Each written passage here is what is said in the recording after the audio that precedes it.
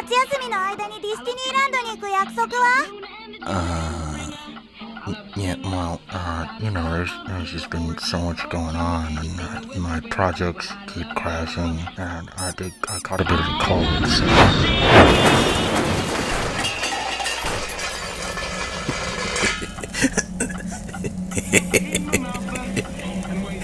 Get your lazy ass in here before I break your stupid face. No, I just want to play video games! I love to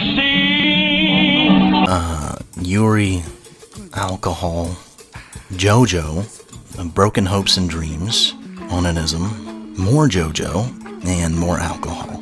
Thus ends my summary of how I coped with the months leading up to the release of MGS5. TM. Please let me know how you did it in the comments below, and maybe we can share tips on how to keep warm for the cold winters of The Last Guardian. I'm so sorry for the lack of content lately, so here's a double feature. First up on our Yuri-themed double feature, Yuri Seijin Naoko-san. Naoko-san's an OVA, which of course is short for ovaries, which is why there's only 2.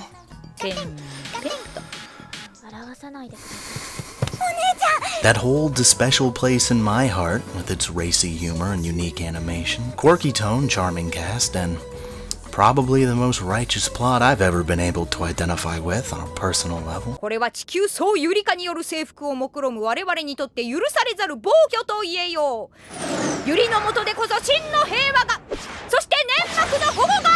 I was kind of confused when I found this back in 2012 because it was so charming and comfortable in its own little way. And when I went to check in on the source material, I couldn't really say the same. Like, it was good and the writing was intact, but it seemed pretty normal and lacked the strange, almost soporific tone of the anime. And then I spotted Tetsuya Takeuchi's name all over the production credits of the OVA, and I was like, oh, yep. There it is. Okay. If you don't know who this is, I don't blame you, but this is an animator with a very distinctive style whose influence spreads all the way from Jinro to Welcome to the NHK to Love Hina, Sailor Moon, Evangelion, and Kara Kyokai, so I'm glad that Ufotable gave him a shot at this, even if it was a total flop. Did I mention this was Ufotable? Couldn't even tell, could ya? Man, this is how good Ufotable can look when they're not computer generating 90% of their animation. God bless you, Takeuchi-san. And it's nice to see Satomi Arai playing a role other than obnoxious mascot character or worst girl. The OVA is brief, so I wouldn't want to spoil too much. I think the visuals here can convey a more convincing thesis of Naoko-san's worth than I'd ever be able to in a short few minutes. It's not perfect, and there are some jokes and references that may be lost on you if you're not Nippon savvy. But as it stands, this will forever be one of my most favorite raunchy anime comedies due to its clever writing, sleek presentation, and care put into it. I mean, the opening alone references characters that only ever show up in the manga, like Takeuchi read all of it and wanted to be as faithful as possible while sprinkling in his own flavor throughout, and I couldn't ask for anything more than that given the source material. I'd say I want more, and that's because I do. But I think it'd be more accurate to say I'd like to see Takeuchi offered more opportunities to direct, given his talent showcased here and incredibly expressive art style. But, you know, what can you do? If you're gonna watch this one, I'd recommend you do it at some shitty anime streaming site because physical copies are expensive and hard to find, and the torrent won't fucking seed! Should you watch Yuri Seijin Naoko-san? Yes, I'd say so. Candy Boy is a deconstruction of Yuri themes in the way that Yuri is a far more intricate and respectable subject than you might imagine, requiring a delicate sense of perspective and implementation to engage the audience effectively, and here comes Candy Boy up to bat at the World Jenga Championships, and oh, well, that's unfortunate. Now, I fully take the blame here with this one. I won't pretend my own ambitions didn't already set me up for disaster, as I was more expecting something akin to Lesbo Fuckfest 2008, rather than Platonic Incest Love Quadrilateral, featuring the lovely Don't Touch Me McHairpin, Aloof Bimbo and her aloof bimboobs, envious Kohai, and token crybaby Emoto with a contemptuous sopping vagina. Maybe it's because the art style reminded me of school days. I thought it was gonna be more. What are you saying? I can't go down into this flood. It's 3 feet of water. I will not die with a soft penis. Get those fucking loads! In this classic example of shoujo I don't give a shit, Kanade and Yukino are two charming, nonchalant twin sisters in a certain daily life of talk. Now's the part where I edit in a little snippet of a Jeff Foxworthy stand-up special, and he says something about how there's your sign. And I wanted to tell the world that I'm a fag. Yes, whoops. I'm a fag. I'm an oral That's not guy. right. Shit.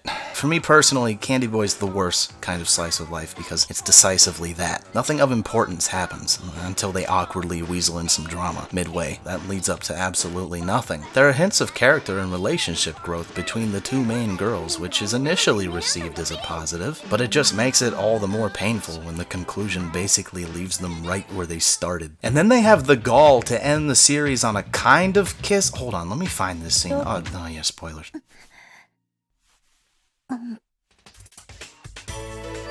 Fuck off with that. Furthermore, who is the Candy Boy?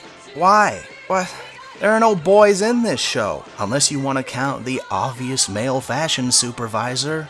Spats with high socks? What are you, 12? Good thing your main love interest was a bear in her past life and is happy with whatever you wear so long as you have treats. I'm being unfair. The show isn't awful if you enjoy this sort of pacing. There's some cute humor and genuinely warm and fuzzy moments that I liked a lot because I was being pandered to, and well, hey, that's how that works. And there's almost a weird but humble retro feel too that's most apparent during the music montage segment of the episode where they buy anal beads at the mall that are made from sacred jewel shards. And for all its faults and missteps, I can't deny that the show doesn't feel like its own thing.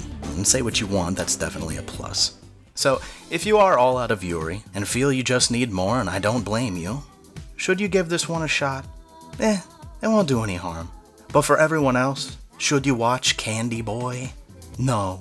I mean, it's definitely sweet. It made me feel sweeter as a person, but if I had to... And that's when it hit me. That's when I knew I had misinterpreted everything. It's not that I couldn't find the Candy Boy. I already was. From the beginning, I had always been the Candy Boy. Also, that's my butt.